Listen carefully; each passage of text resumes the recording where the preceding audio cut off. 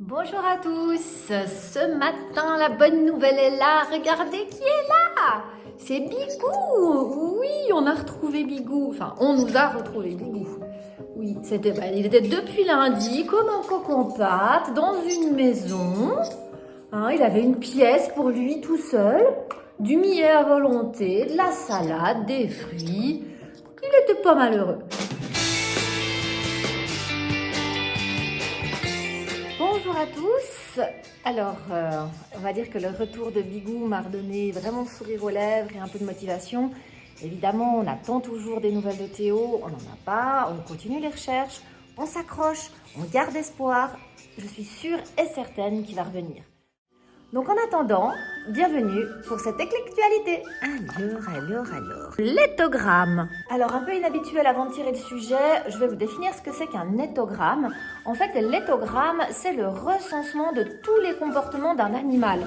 Que ce soit général à tous les animaux, comme le fait qu'il faut s'accoupler pour avoir une descendance, que des étogrammes particuliers. Par exemple, je prends Bigou, quand il est impatient, il fait des mouvements de la tête. Parce qu'il s'impatiente. Voilà. Et en fait, l'étogramme, c'est le recensement de tous ces comportements sur un individu et c'est très important en fait de pouvoir établir un étogramme, surtout selon l'espèce de l'oiseau, pour essayer de comprendre si le comportement qu'on a en face de nous est un comportement normal dans son étogramme ou si c'est spécifique à cet individu-là et s'il y a quelque chose à travailler ou un comportement qui ne serait pas normal. Et donc en fait, dans les sujets de l'étogramme, j'ai mis à chaque fois une spécificité due à une espèce qui diffère dans son étogramme d'une autre espèce. Tu me tires le sujet du jour? Il y a plein de petits papiers là-dedans. Non, tu ne veux pas tirer le sujet du jour. Il y a des choses qui ne changent pas. Le sujet du jour. Des rosalbins et leur nid. Alors ça, c'est une particularité qui a été découverte assez récemment par des chercheurs en fait qui observaient plusieurs groupes de cacatoès de différentes espèces, dont les rosalbins, les cacatoès des Moluques, les cacatoès à œil nu.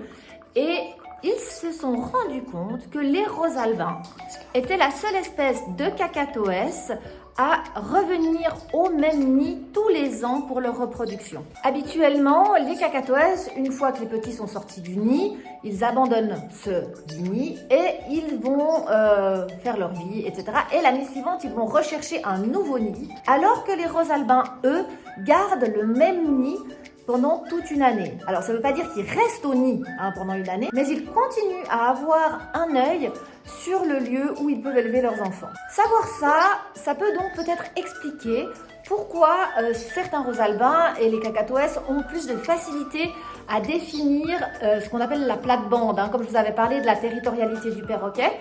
Là, ça permet un petit peu de comprendre pourquoi les rosalbins ont une tendance plus forte, même hors de période hormonale, de considérer certains lieux comme leur appartenant, de se dire que c'est leur nid. Voilà, l'étogramme, ça sert à ce genre de choses, à comprendre pourquoi notre espèce d'oiseau a certains comportements en captivité, en reportant donc aux comportements normaux de l'espèce en nature, qu'on arriverait à mieux comprendre les comportements de notre oiseau. Eh bien bonjour et bienvenue pour cette nouvelle éclectualité du mardi 3 août, si je dis pas de bêtises. Alors, le thème aujourd'hui, l'inné. Le thème de l'inné va aussi regrouper tout ce qui est attrait au subconscient. C'est vraiment tous les comportements qui viennent de l'intérieur de l'oiseau, qui viennent de sa génétique, qui viennent de son évolution. Ce ne sont pas des caractères appris. Alors, le sujet, nous allons voir. L'instinct de proie. Dès sa sortie de l'œuf, le perroquet sait au fond de lui qu'il est une proie.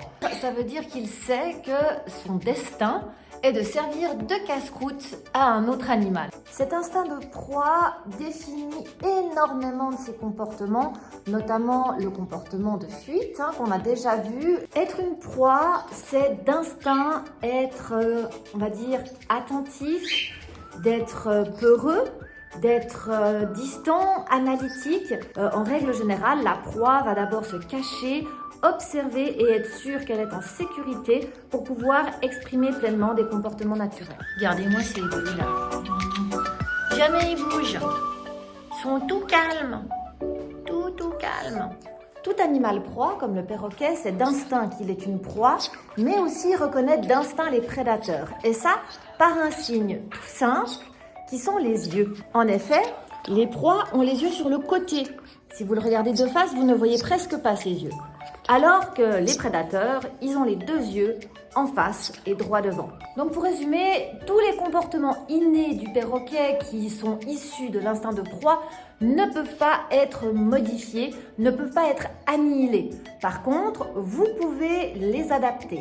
Par exemple, un perroquet qui a peur de tout le temps, à tout moment, vous pouvez faire en sorte de lui donner confiance petit à petit pour qu'il apprenne à apprivoiser son environnement et qu'il ait de moins en moins peur des nouvelles choses qui arrivent que vous lui présentez parce qu'il a confiance en son lieu de vie et en vous.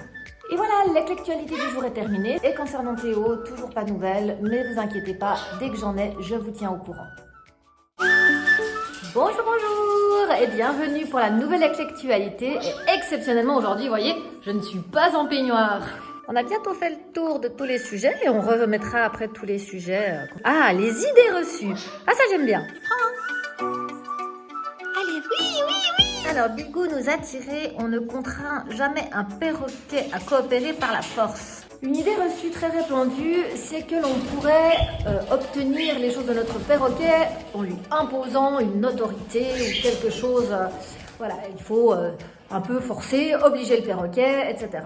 Ben, c'est complètement faux. Plus vous allez forcer un perroquet à faire ce qu'il ne veut pas faire, plus vous allez le contraindre, plus vous allez essayer d'user d'autorité, plus ce sera difficile pour lui de vous faire confiance.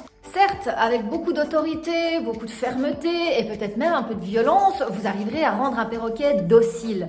Mais c'est le briser. C'est briser son intellect, c'est briser sa volonté. C'est pour ça qu'en général, il faut faire les choses avec douceur, avec patience surtout et avec motivation. Il faut motiver son oiseau à faire quelque chose. Vous ne voulez pas que votre oiseau aille sur votre tête, vous voulez qu'il reste sur votre épaule.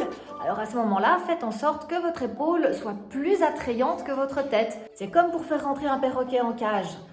Si vous l'attrapez, que vous lui courez après, que vous le forcez à rentrer en cage ou que vous lui criez dessus pour qu'il rentre en cage, ça va plus le terroriser qu'autre chose et il n'aura plus confiance en vous. Le mieux est de l'attirer en lui faisant comprendre que quand il va dans sa cage, il a le droit à une friandise auquel il n'a pas le droit habituellement. Et ça, par contre, il faut être très constant.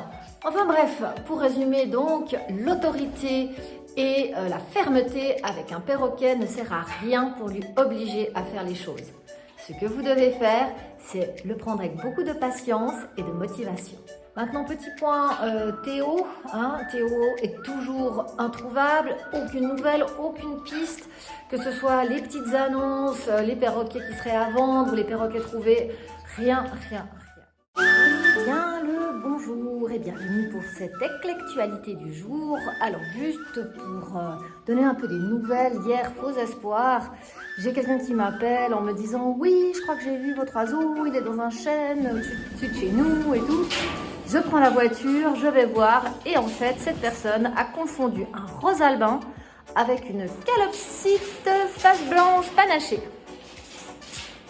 Voilà. Bon, on se dégonfle pas et pour l'actualité, nous allons donc parler du dernier thème dans la boîte et après on reprendra tous les thèmes. On va parler des jouets. Fina, un petit papier? Oui, un papier. Ouais, mon China, mais ne le mange pas, je dois voir le thème. Qu'est-ce que c'est le thème? Alors, les dangers des tissus et du cuir. En ce qui concerne les tissus, quand vous fabriquez vos jouets, il faut éviter à tout prix les tissus synthétiques. Par exemple, la laine polaire, qui est la plupart du temps utilisée pour faire les petites tentes pour les oiseaux.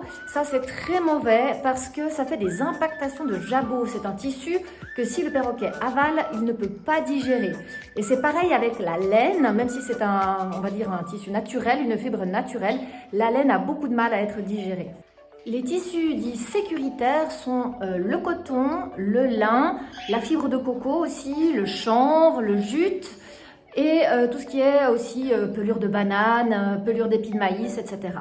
Et en ce qui concerne le cuir, n'utilisez jamais dans vos jouets des cuirs mous car ils sont traités chimiquement utilisez plutôt des cuirs durs ou alors ce qu'on appelle du végétane. Ce sont des cuirs avec des tanins végétaux. C'était une intellectualité plutôt courte, mais là, maintenant, vous savez quel cuir et quel tissu utiliser lorsque vous fabriquez des jouets pour votre oiseau. Bonjour à tous et bienvenue pour cette dernière intellectualité de la semaine. Comme vous le voyez, j'ai remis tous les thèmes et donc nous allons parler aujourd'hui... l'anatomie. Est-ce que tu me tirerais pas un petit billet? Oui. Vas-y. Non. Encore une fois, il faut faire les choses soi-même. Faire ses besoins sur commande. Alors, je vois souvent passer sur Facebook ou autre des questions du type comment faire pour que mon perroquet ne fasse pas caca partout? Est-ce qu'on peut lui apprendre à faire caca à des endroits précis? Alors, sachez qu'il se dit aussi que les oiseaux n'ont pas d'anus, donc ils ne peuvent pas contrôler leur fiente, ce qui est faux. Mais attention, il y a quand même des nuances. Les oiseaux ont ce qu'on appelle un cloaque, c'est un petit peu comme un anus si vous voulez, sauf que ça n'a pas la même fonction dans le sens que ça fait autant les fientes, les œufs, organes d'accouplement, etc. Et oui, ils peuvent maîtriser ce cloaque. Un oiseau, ça ne fait pas caca la nuit par exemple. Ça se retient pour éviter d'alerter les prédateurs qui seraient en bas de l'arbre, car bien sûr la nuit, ils ne volent pas et voient très mal. Donc, me direz-vous, on peut donc forcer son oiseau à se retenir ou à faire caca sur commande. Oui, c'est possible, mais c'est très dangereux pour l'oiseau.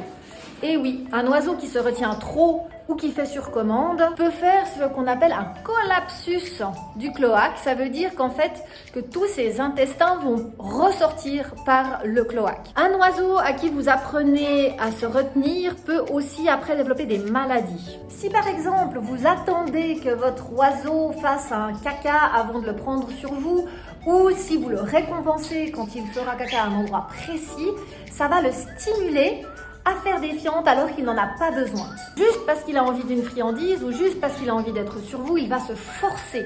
Et c'est en se forçant que le prolapsus du cloaque arrive. Pour votre oiseau est donc de le laisser faire ses besoins où il veut. Il aura de toute façon ses endroits préférés et vous, à ces endroits préférés, de protéger le sol avec du papier journal ou autre. Car entre nous, un caca d'oiseau frais, c'est facile à nettoyer. Un petit coup de sopalin et on n'y voit plus rien.